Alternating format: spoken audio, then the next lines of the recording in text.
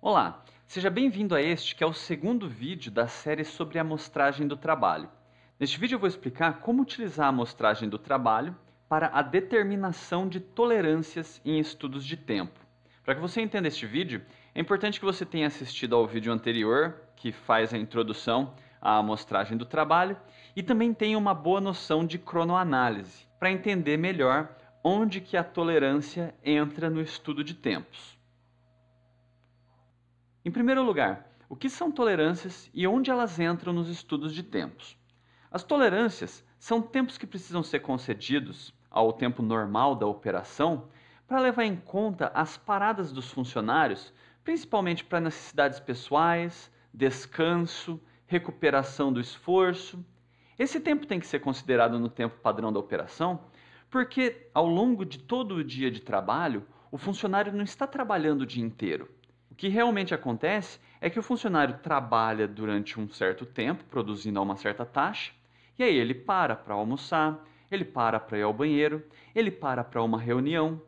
Esse tempo que ele está parado tem que ser considerado no tempo padrão da operação, para que posteriormente, no cálculo do custo de produção ou no planejamento da produção, esses tempos também sejam levados em conta. Só para a gente relembrar onde que entra a tolerância num estudo de tempos, né? Então vamos dar uma olhada aqui nessa figura.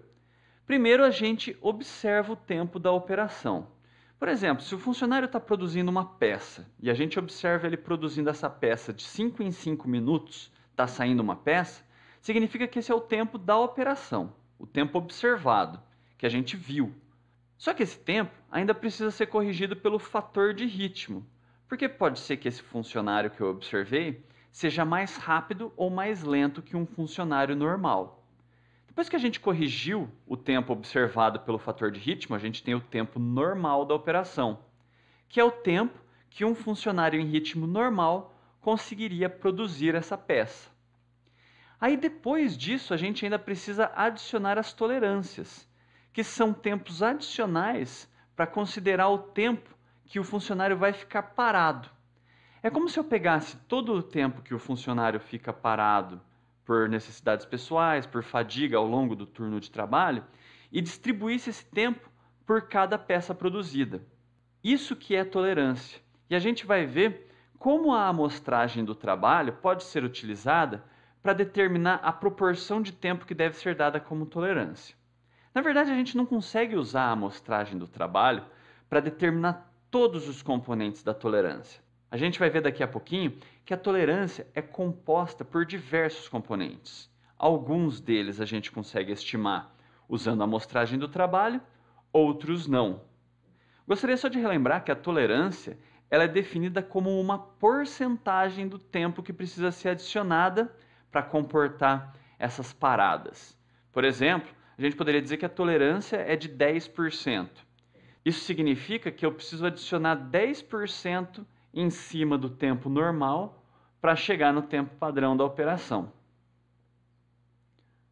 Bom, vamos discutir agora quais são os componentes das tolerâncias. Vamos começar pelas tolerâncias constantes. O que são tolerâncias constantes? São tolerâncias que devem ser levadas em consideração em todo tipo de trabalho. Por exemplo, necessidades pessoais fazem parte das tolerâncias constantes, porque independente do trabalho do funcionário, sempre vai ter parada por necessidade pessoal. Em geral, quando a gente não tem uma estimativa muito boa, a gente dá entre 4,5% e 6,5% de tolerância para necessidades pessoais, ou seja, parada para ir ao banheiro e beber água. Tá? O valor mais comum utilizado é 5%. Só que a gente pode utilizar a amostragem do trabalho para tentar estimar de forma mais precisa qual é uma proporção mais justa para um determinado tipo de trabalho.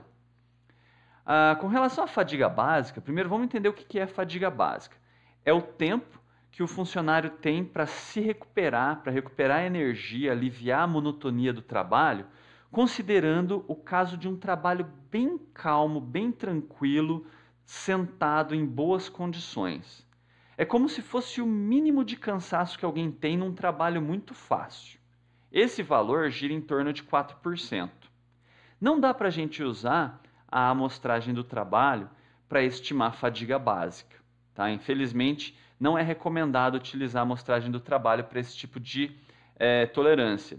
Isso daqui geralmente é determinado juntamente com o sindicato, que fala quanto por cento do tempo o funcionário tem que ter de descanso para uma determinada tarefa. No caso de trabalhos que envolvem um esforço maior, a gente precisa dar mais tolerância para a fadiga. Só que daí é a fadiga variável, que a gente vai ver no próximo slide. Eu gostaria de ressaltar que a fadiga básica é a tolerância dada para um trabalho bem tranquilo. É como se fosse o mínimo que uma pessoa cansa ao longo de um trabalho. Como eu disse anteriormente, no caso de trabalhos que envolvem um esforço maior, por exemplo, a gente precisa carregar algum peso, ou então a gente precisa inclinar a coluna com frequência, ou então é uma tarefa que envolve um esforço psicológico muito grande, a gente precisa dar uma tolerância adicional. E essa tolerância é chamada de fadiga variável porque ela depende do grau de esforço necessário. Então a gente pode levar em consideração fatores como temperatura do ambiente, ruídos, iluminação, o grau de cansaço, esforço muscular, carga, postura, esforço psicológico. Infelizmente não tem como utilizar a amostragem do trabalho para determinar essa tolerância. Para determinar essa tolerância, a gente precisa utilizar normas de segurança do trabalho, também a gente pode utilizar referências que existem na área de fisioterapia e biomecânica para tentar estimar quanto tempo o funcionário tem que descansar, dependendo do esforço que está sendo feito, tá?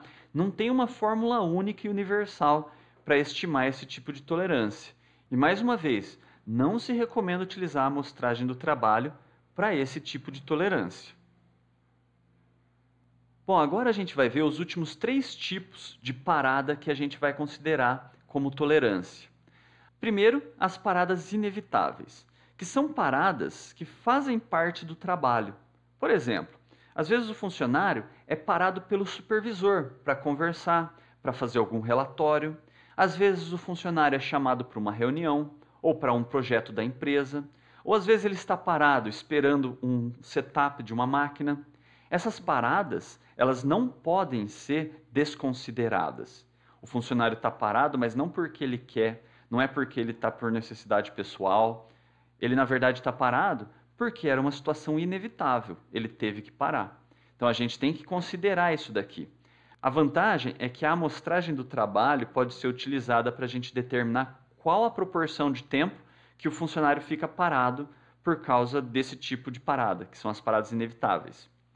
Por outro lado, existem as paradas evitáveis. Essas são as paradas que o funcionário faz, mas ele não deveria estar fazendo. Por exemplo, reuniões sociais, ficar olhando no celular. Então, às vezes o funcionário está parado e não é por necessidade pessoal, não é uma parada inevitável, ele não está indo ao banheiro, não está tomando água, ele não está numa reunião. Então, nessas situações, quando ele está parado em um momento que ele não deveria estar parado e sem uma razão especificada para isso, então a gente considera como parada evitável. A proporção de tempo gasta com paradas evitáveis pode ser estimada pela amostragem do trabalho. A gente deve usar, inclusive, a amostragem do trabalho para estimar isso daqui. Só que na hora de calcular a tolerância que tem que ser concedida ao funcionário, aí a gente exclui isso daqui, porque isso daqui não deveria acontecer. Por fim, também existem tolerâncias dadas de acordo com políticas da empresa. Por exemplo, funcionários novos podem ter uma tolerância adicional porque eles ainda não estão trabalhando no mesmo ritmo que os funcionários experientes. Às vezes a gente pode ter empresas que contratam funcionários deficientes físicos, aí a gente pode conceder uma tolerância adicional para eles. Trabalho noturno pode ter também uma tolerância adicional. Ou seja, dependendo das políticas da empresa, a gente pode conceder tolerâncias adicionais para compensar alguma necessidade especial dos funcionários. Não tem como utilizar a amostragem do trabalho para estimar isso daqui. Isso daqui, na verdade, depende da própria estratégia da empresa.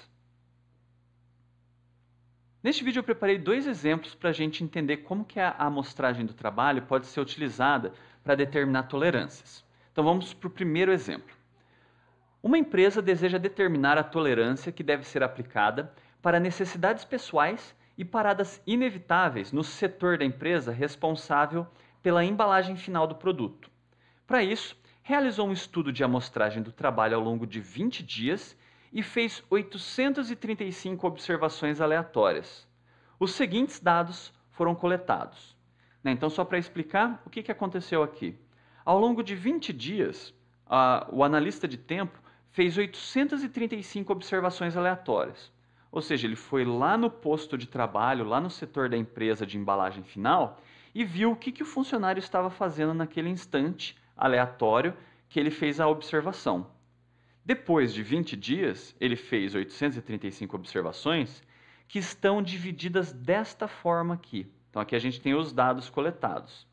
Das 835 observações, 724, os funcionários estavam em atividade produtiva, ou seja, eles estavam embalando os produtos.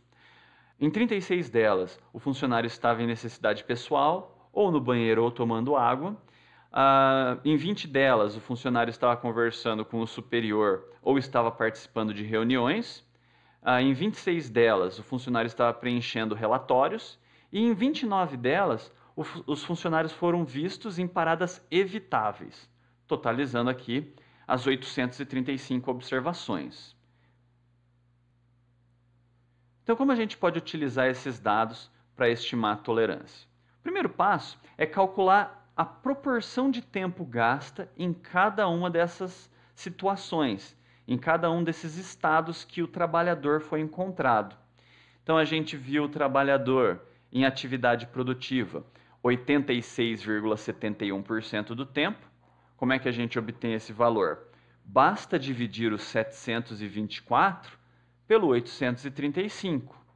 A mesma coisa aqui, a gente viu os funcionários em necessidades pessoais em 4,31% do tempo.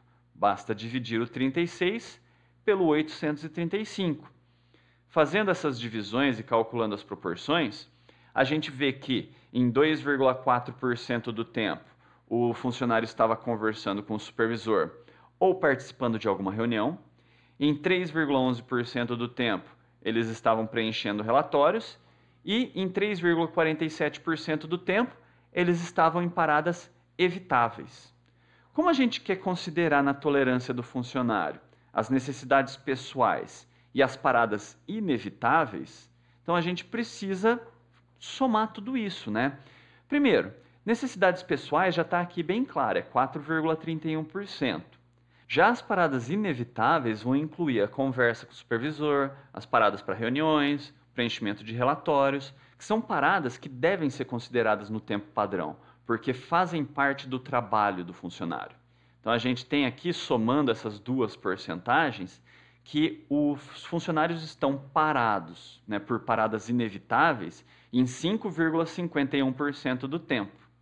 Então a gente vê aqui, né, uma das conclusões é que a tolerância que deve ser concedida tanto para necessidades pessoais como para paradas inevitáveis é de 4,31% mais 5,51%, que dá 9,82%. Só que eu gostaria de ressaltar que nessa proporção de tempo não foi considerada a tolerância para fadiga. Lembra lá anteriormente, quando eu falei das tolerâncias constantes? Sempre a gente tem que considerar a necessidade pessoal e também um tempo para recuperação do esforço, que é a fadiga, né? Então, se a gente quisesse determinar a tolerância que deve ser aplicada total para esse setor da empresa, a gente ainda precisaria colocar uma porcentagem para fadiga, que depende do grau de esforço desse trabalho. Bom, vamos para o nosso segundo exemplo. Na verdade, esse segundo exemplo é parecido com o exemplo anterior, só que eu preparei ele de uma forma mais detalhada para a gente entender melhor o que é essa questão das observações aleatórias, como elas são feitas, né? Por que isso é tão importante. Então vamos ler o enunciado. Um fabricante de eletrônicos fez um estudo ao longo de 3 dias em um setor da empresa para determinar as tolerâncias por necessidades pessoais e as tolerâncias por paradas inevitáveis. Ao todo, esse setor possui 12 funcionários. A cada dia do estudo, 5 observações foram realizadas em instantes aleatórios, sendo registrado o que cada um dos 12 funcionários estava fazendo. Considerando que a empresa deseje conceder 5% de tolerância para a fadiga, determine a tolerância total que deve ser concedida neste setor da empresa. Então vamos lá. Então aqui a gente tem os dados coletados ao longo desses 3 dias de estudo. Então vamos lembrar, são 3 dias de estudo de amostragem do trabalho. Em cada dia foram feitas 5 observações em momentos aleatórios e para cada observação foi registrado o que cada um dos 12 funcionários estava fazendo. Então olha só o que a gente tem aqui, ó. Vamos dar uma olhada. Aqui nós temos as 5 coletas do dia 1. E essas coletas foram feitas às 8h47, às 11h12, às 14h51, 15h50 e 17h26. Então esses foram os momentos em que o analista de tempos foi lá e observou o que cada um dos 12 funcionários estavam fazendo. Nessa primeira observação do primeiro dia, os 12 funcionários estavam um no banheiro, um tomando água, um em reunião, um em parada evitável e 8 em atividade produtiva, totalizando 12. Na segunda observação, realizada às 11h12, 2 funcionários estavam em reunião, um em parada evitável e 9 em atividade produtiva, totalizando 12, certo? E assim por diante. Então a gente fez a mesma coisa no dia 2, então são 5 observações realizadas em instantes aleatórios. Olha só, percebam que aqui os tempos, os momentos em que as observações foram realizadas são diferentes dos momentos em que as observações foram feitas no primeiro dia. Por que isso é importante? Para não criar aquela expectativa nos funcionários de quando vai ser feita a observação. Senão a gente sempre ia observar 100% de atividade produtiva. Para a gente ter uma estimativa precisa, a gente tem que fazer as observações em momentos aleatórios, tá? Para evitar um viés nos dados coletados. E por fim, nós temos aqui também as coletas feitas no terceiro dia. Para a gente determinar a porcentagem de tempo gasta, por exemplo, com necessidades pessoais, eu primeiro preciso saber o total de observações realizadas. E aí entra uma dúvida importante. Não são 15 observações realizadas, porque a cada observação eu coletei dados de 12 funcionários. Então, se eu somar essa coluna aqui, eu vou descobrir que foram feitas, na verdade, 180 observações, que são 15 observações de 12 funcionários. Então, ao todo, eu tenho dados de 180 observações. Aí, se eu observar, vamos pegar aqui todas essas observações de necessidades pessoais. Vamos somar tudo isso daqui. Somando tudo isso daqui, dá 13 observações. Então, 13 de 180 observações é a nossa estimativa da proporção de tempo gasto pelos funcionários com necessidades pessoais. Se eu quiser estimar a proporção de tempo gasto com paradas inevitáveis, então eu posso somar todos esses valores aqui, que dá 17, e dividir por 180. Daí vai ser a nossa estimativa da proporção gasta com paradas inevitáveis. Eu posso fazer a mesma coisa para paradas evitáveis e atividade produtiva. Então vamos dar uma olhada como é que ficam esses resultados. Então aqui, ó, nessa tabela, a gente tem as proporções de tempo gasto com a atividade produtiva. Então 142 observações de 180 dá 78,89%. É a nossa estimativa da proporção de tempo que os funcionários estão em atividade produtiva. 7,22% do tempo, os funcionários estão em paradas por necessidades pessoais. As paradas para reuniões e relatórios, que são as paradas inevitáveis, os funcionários gastam em torno de 9,44% do tempo, porque foram 17 observações em 180. E os funcionários também gastam 4,44% do tempo com paradas evitáveis. Essa estimativa a gente simplesmente desconsidera na determinação da tolerância. Mas é importante a gente saber, mais ou menos, quanto tempo os funcionários gastam em paradas evitáveis. Aqui embaixo a gente tem a parte final do exemplo, que é a determinação da tolerância total. Essa tolerância total vai ser composta pelas necessidades pessoais, que a gente viu aqui que é 7,22%, as paradas inevitáveis, tá? Que é 9,44%, e também a fadiga, que a gente não consegue determinar com a amostragem do trabalho, mas a empresa está considerando 5%, que provavelmente é o tempo que a empresa vai dar para o funcionário descansar ao longo de um turno de trabalho. Somando tudo isso daqui, a gente descobre que a tolerância total que deve ser concedida nesse setor da empresa é de 21,67% do tempo. Tá ok? Bom, pessoal, era isso que eu tinha para esse vídeo. Espero que vocês tenham entendido. Se surgir alguma dúvida, deixem um comentário. Até mais!